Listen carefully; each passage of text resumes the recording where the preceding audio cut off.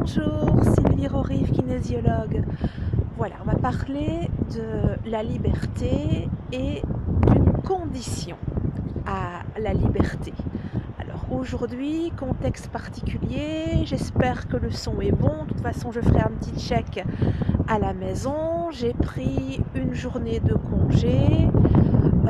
Les pupus ne sont pas chez moi, donc je profite pour me reposer, mais aussi vous faire une petite vidéo.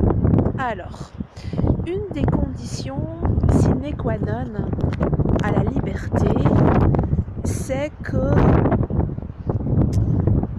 s'affranchir du fait que vous désirez, s'affranchir de votre désir plutôt, que tout le monde vous aime, que tout le monde vous approuve et que tout le monde vous valide. Eh oui. Et ça, je l'ai bien compris en tant qu'entrepreneur. J'ai dû travailler mon image, j'ai dû travailler mon rapport à l'autre, j'ai dû travailler mon rapport aussi à l'abondance. Et en travaillant ce rapport à l'abondance, je me suis rendu compte que j'avais des scrupules, j'avais de la gêne à gagner ma vie et donc que mon salaire ne dépassait jamais un certain plafond qui était franchement bas. Et je me suis interrogée sur, tiens, le pourquoi, qu'est-ce que ça me renvoie.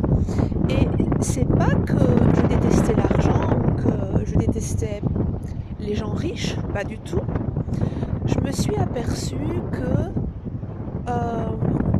j'avais difficile avec des commentaires que faisaient des personnes sur les entrepreneurs.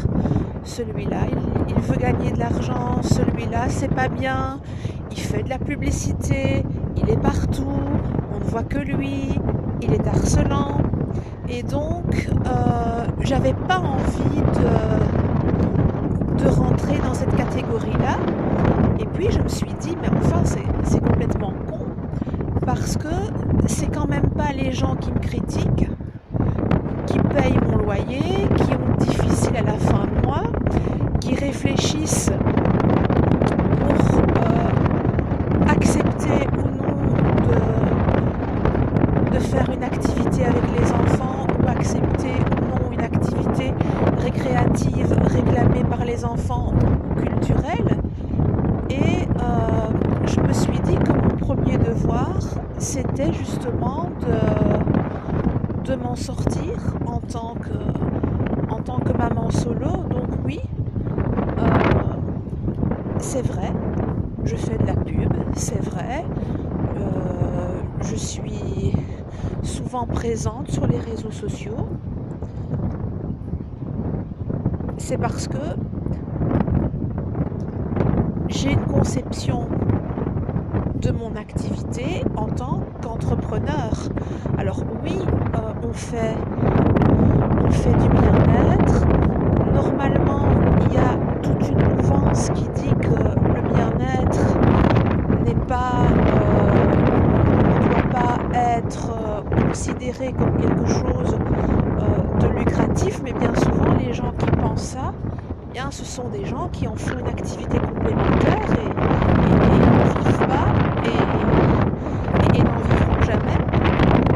Moi, j'ai fait un autre choix.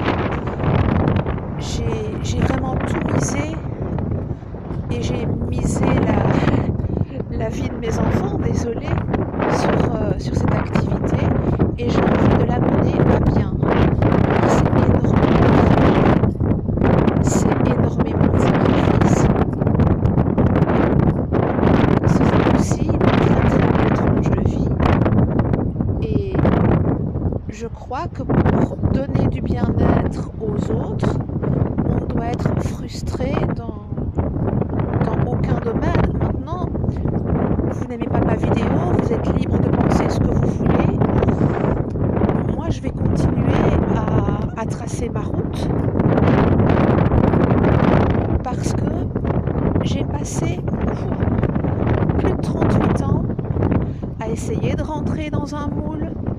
à m'inquiéter de ce qu'on disait, à tenter de plaire, à m'inquiéter de ce que un collègue pouvait dire, ou tiens, une personne a fait une réflexion négative sur moi, à me morfondre. Une réflexion négative, quand elle est bien centrée, elle est constructive. Une réflexion négative, quand elle est purement bête et méchante, c'est que l'autre est triste. Ou c'est que l'autre est frustré. Et personnellement, les gens qui sont tristes, les gens qui sont frustrés, eh bien, ça m'intéresse pas. Et souvent, dans l'inaction, dans ne pas oser mener à bien un projet, eh bien, on s'inquiète de ce que l'autre va penser, de l'image qu'on va renvoyer. Et ici, j'ai pris 2 jours de congé parce que je travaille sur un nouveau projet. Et ce nouveau projet, je l'ai repoussé facile pendant 10 ans. Oui, c'est vrai, 10 ans. Et pourtant, il est mûr, il est super, et il est dans mon sac à dos. Je suis en train de marcher sur lui, et maintenant, je me sens prête. Et je m'inquiète plus de ce qu'on peut dire de moi en termes d'image. J'ai vraiment fait une pause ici pour pouvoir me recentrer et pouvoir me poser la question, tiens, qu'est-ce qui me tient à cœur, qu'est-ce qui me fait vibrer, qu'est-ce qui est essentiel pour moi. Et sur ça, je vais continuer à créer de nouvelles choses pour prendre de plus en plus de plaisir dans ma vie professionnelle et donner forcément, puisque je prends du plaisir, donner aussi beaucoup de plaisir aux personnes qui me rencontrent, faire de nouvelles rencontres et proposer de nouvelles choses. Et on verra ce que ça donne. Mais si je me plante, je me dis, je n'aurai pas de regret parce que je l'aurai tenté. Et il y aura aussi cette année de nouveaux événements. Maintenant, je vais me respecter. Je ne vais pas en faire toutes les semaines non plus parce que j'ai 2 petites chouettes qui ont envie de voir leur maman le week-end. Parfois, je suis fatiguée parce que j'écris le soir ou très tôt le matin. Donc, je vais à mon rythme pour vous proposer des choses.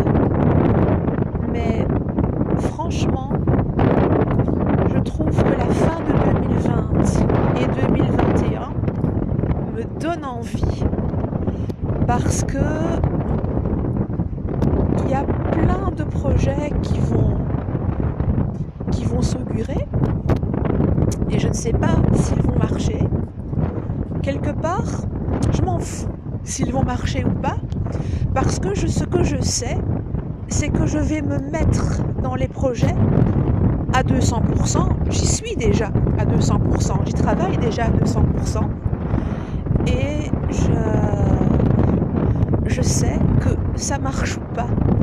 Je vais y prendre énormément de plaisir. Voilà. Donc, ce que je souhaite, c'est que vous fassiez comme moi, que vous pensiez à vibrer, à prendre du plaisir dans votre activité, à trouver ce qui vous ressemble, ce qui est en accord avec votre âme, ce qui vous rend heureux, et de vous recentrer là-dessus parce que ça va vous donner une bonne énergie, ça va vous donner une énergie folle. Ah ouais. Parce que ce que peuvent dire les autres, ça va vous pomper votre énergie, ça va vous pomper votre morale, ça va vous éloigner de qui vous êtes. Et personne ne mérite que vous fassiez le sacrifice de vous-même. peux vous souhaiter une très agréable journée. Gros bisous!